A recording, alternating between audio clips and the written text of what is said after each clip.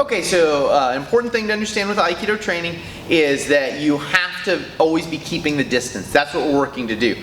Now, if we had perfect Aikido and perfect ability, then they could never break that distance and they could never touch us, right? So this is like the famed 1925 bout that Ueshiba had against a swordsman, where the swordsman got so frustrated he threw down his sword because he just never could land a clean strike on Ueshiba, right? So he was able to keep that distance so cleanly that the guy could never break it down. However, if you don't have perfect Aikido, which I certainly don't, then sometimes that distance is going to break down. And if that distance breaks down, you're going to be looking for suppression and varying the line, changing the line that you're on. And that was the last video where we talked about the basic idea of that.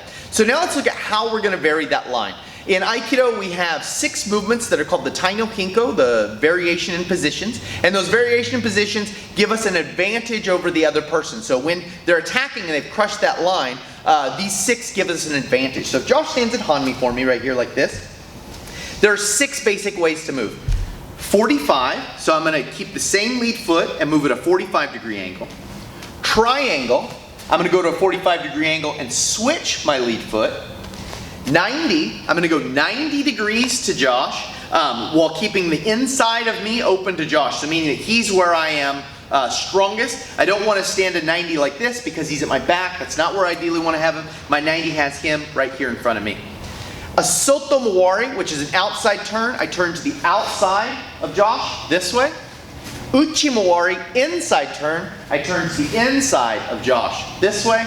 And Irimi, where I attempt to enter straight in behind Josh, and that's what we're looking for. Those 6 Tai no Henko can be done either in Ai Hanmi or Gyaku Hanmi. This is Gyaku Hanmi, meaning we have opposite feet forward. Okay, so he has his right foot forward, I have my left foot forward. I can vary this. We can also do those 6 from Ai Hanmi as well, so his right foot's forward and my right foot's forward. So we still have the same 45, triangle, 90, Irimi, Soto Mawari, and Uchi Mawari. And these 6 Tai no Henko are the foundations for all the rest of everything we'll do in Aikido if it breaks down this far.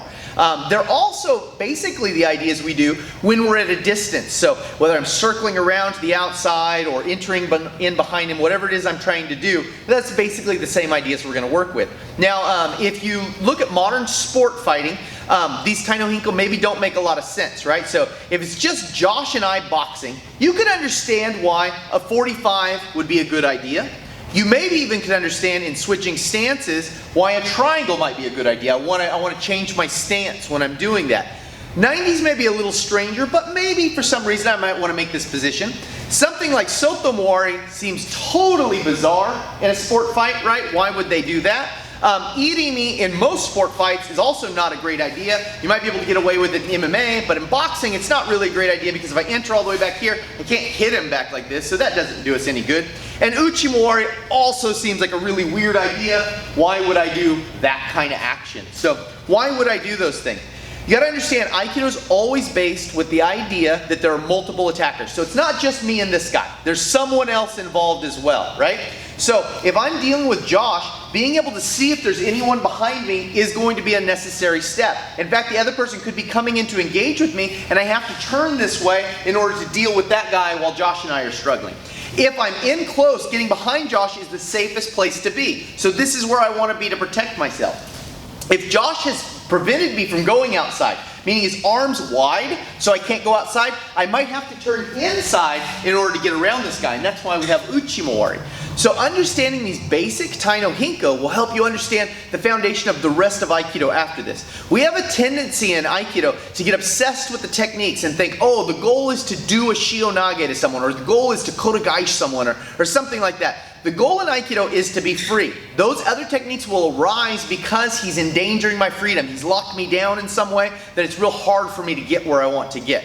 So those 6 Tai no Henko are how we're going to vary the line. Suppression, basically with the idea of Ikkyo, is how we're going to get into there. That starts to take us into Aikido techniques. Next we're going to look at some Aikido techniques.